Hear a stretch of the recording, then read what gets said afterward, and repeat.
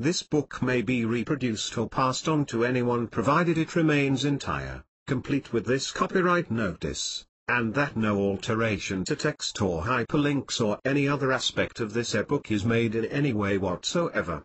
Inside, the golden key to make any success program work. Copyright Wizard of Wisdom Seminars 2007. This book may be reproduced or passed on to anyone provided it remains entire, complete with this copyright notice, and that no alteration to text or hyperlinks or any other aspect of this ebook is made in any way whatsoever. Why all self-development programs fail, and how to make sure they work for you. By Trevor Emden. If you've ever wondered why your life doesn't change despite all the courses you've been on, books you've read and workshops you've attended, here's the answer. I guess self-development, self-improvement, personal growth. Whatever name you give it, has been around since the beginning of humankind's appearance on Earth. Cave dwellers would have worked out how to hunt and fish in better and better ways, and we had the development of tools. Why do you go on personal development courses, or buy books, audio or video seminars? Because you want something to change. Maybe you want more love or money, or less bad luck, but something has to be different. And of course, what do they all teach you? The thing that must change, the single and only changeable element there is in all the world and will be for all of your life is you are.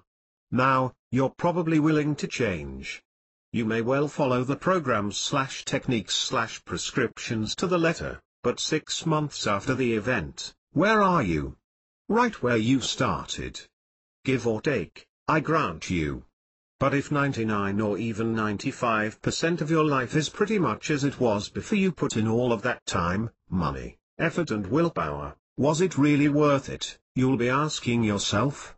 Worse, far worse than that, since you really are the only changeable element in the whole of your life, you have to beat yourself up. The self-recriminating begins. After all, you reason, it must be your fault, even if you can't figure out exactly what you didn't do or get quite right. After a while you start to feel better. Even the best of the masters and gurus had their downtimes and even failures. They call them results, by the way.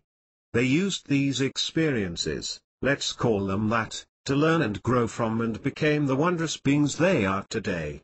You must learn to learn from your results too. Well, if you're in learning mode, what better thing to do than to look around for a teacher? And so, off you'll go again on the same old merry-go-round. The subject of the story? The person in the above account isn't really you, it's me. And it's probably you too. It's thousands of people. Tens or perhaps hundreds of thousands of people to be strictly accurate. And I love personal development. I may not be a guru, thank goodness, but I teach it, and I've been a student of the great and the small in the field. I've read literally hundreds of self-help books, attended countless seminars and workshops, had thousands of group hugs, ended up with dozens of mailing lists of people you never hear from or contact again, and along the way have gleaned an almost encyclopedic knowledge of how to run my life to perfection, be a millionaire, live in harmony with nature and generally be a superhuman being. I've led workshops too. I've had audiences of less than half a dozen to many hundreds. I've written more than a handful of self-help books and programs too, and many articles on topics related to self-help and self-improvement. The results are always the same. The vast majority of people don't change. In fact, not only do they not change, they don't even try. It is well known amongst self-help authors that most people, around 90%, don't read beyond chapter 1. A survey done by a prominent manufacturer of recorded language courses found a similar statistic: 90% of their customers never listened to more than the first disc.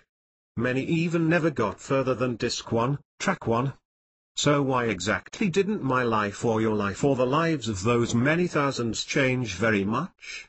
Why didn't my life end up being parallel to Anthony Robbins or Bob Proctor's? Are they bad teachers? No. They're fabulous teachers. Was I a bad student? Along with those tens of thousands of others? No. I was a very good and diligent student, as I suspect you were too. So the problem was, maybe all of those people are just addicted to personal growth material. They like the reading and the group experiences. HMM. Maybe. But not 90%. Most people I've met who move in these circles, and I've met thousands, genuinely want to improve their lives in some way. They want more from life. Not simply more money or things or even love, although all of those will be high on most people's wish lists, but they want more satisfaction from life, more fulfillment, more juice. They want peace of mind and personal freedom. So why don't they get it? It's because of something I've called core image. If you were told from a tender age, and I do mean from around 3 years old, that you were clumsy, or you never got anything finished, or that you were untidy, you began to integrate that into yourself as part of your identity. Not, as you might now, consider it a characteristic, or even a misjudgment on the part of the person expressing that view of you, but actually who you are. Up until the age of about 6 or 7 you are trying to figure that out, the question of what and who exactly you are. Certain messages will get absorbed and become part of the fabric of your being as surely as an ink stain will become a part of a linen tablecloth forevermore. Does this indelibility mean that you cannot change? Fortunately, I think the answer to that is no. You can change. But you aren't going to do it with most self-help courses and books unless you go deep. The answer lies not in trying to remove the stain, but to replace the entire linen tablecloth. You need to replace, or at least update that core image, but you can't do it from an adult perspective. You judge yourself too much and too harshly now. Who do you know who says, when you pay them a compliment, "Oh, it was nothing really. I didn't really do anything very special." Can you imagine a child saying that? Say "Well done, Joe," to a 3-year-old and she'll glow with pride. To give you a personal example, I remember that my mother would frequently tell me when I was a child that I was intelligent. She always said it with pride in her voice and her eyes, and a smile on her face. Sometimes, I dare say, I can't remember this much detail, it might have been accompanied by a hug or a kiss too. I can even recall that she said it about me to others, like my father, "Trevor's a very intelligent child, you know." So I've grown up knowing that I'm intelligent. This massively shapes my behavior. When I encounter a challenge in life, I instinctively believe that I can figure out a solution because I'm intelligent, right? If you put me in the company of the deepest thinkers on earth, I wouldn't shrink or be embarrassed or think I was out of my league. I wouldn't even mind that I may not be able to understand all that they said, but I'd know that I'd make some kind of intelligent contribution to the conversation. And I'd know without doubt that they'd regard me as an intelligent visitor. Now, let's contrast that with something else. In terms of success, say in business, my parents had nothing to say to me or about me. They were success neutral, to coin a phrase. I have never, until now, had a core image of myself as successful. I don't have an CI of an unsuccessful me either. Instead, I've tended to work on the idea that I'd figure out how to do business with my You've guessed, haven't you? Yep, with my intelligence. But suppose my mother had said, "You're a very successful boy, Trevor. You always succeed at everything you do." Imagine having that message from the source of unconditional love at the age of 3 or 4. You would simply accept it as a truth about yourself. You wouldn't cringe in embarrassment at the shower of compliments, you'd hear it as another way of being told, "I love you," wouldn't you? It doesn't have to be your mother, of course. It's any significant person whom you regarded as the undisputed source of love and truth when you were a child. Can you see how powerful this is? What if you were told you were naturally lovable? Would you ever have a problem getting a date? Suppose you were told you were always the master of any situation, how likely would you be to get addicted to cigarettes or any drug?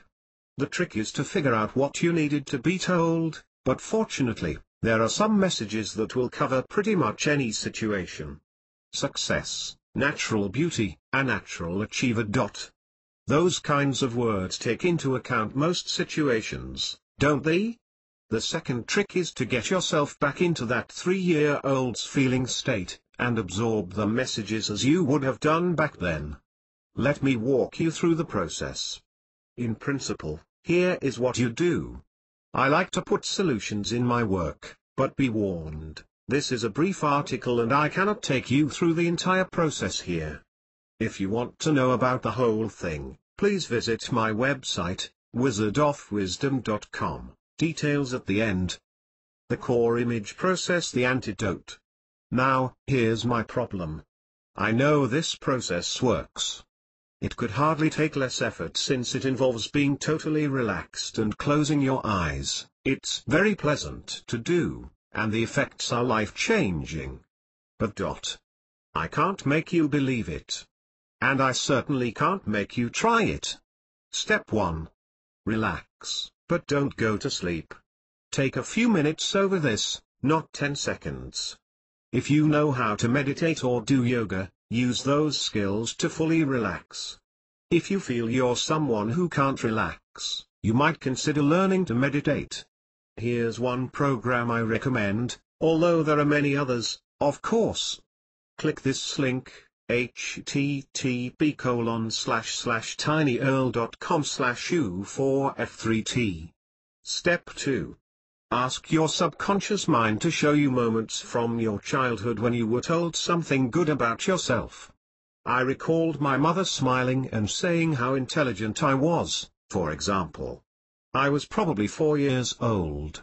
If you'd like to get really good at visualizing, not to mention one of the most world-famous methods of attracting what you want into your life, try the Jose Silva method. You can download an excellent free course from their website too. This is the link, http://tinyearl.com/tbp6. Step 3. Notice where that memory seems to be located. In other words, does it seem to be in front of you, left, right, behind, above, below your eye line, etc.? Is it in color or black and white? How loud is the volume of the speaker's voice? It may not be your mother, of course. Step 4. Fade out the sound, and fade in words you want to hear, such as, "You're very successful whatever you do. You always get the things you want. You have a winning personality, and everyone likes you. You're so lovely. Opportunities are just going to show up in your life. You'll always be lucky. You can make up your own, of course." I'm going to emphasize a couple of really important points here. The voice you hear must have the same tone and qualities of the original voice. Secondly, feel the feeling of pride or joy as you did when you actually were the little child as those words go in. You are reprogramming your core image, so this is vitally important. Do this process for about 20 minutes a day. Make sure the phone and other disturbing elements are taken care of, and do it for 21 days. I don't know why that magic number seems to work, but by then your brain just believes it as surely as it believes you're a man or a woman now. And I wonder if you read past paragraph 1. If you would like to have an MP3 recording of this whole process, so all you have to do is listen. You can download it today for just $19.97. Go now to www.wizardofwisdom.com/sip and order yours today. For further information about self-development products and to receive free Positive Life newsletter, please visit www.wizardofwisdom.com.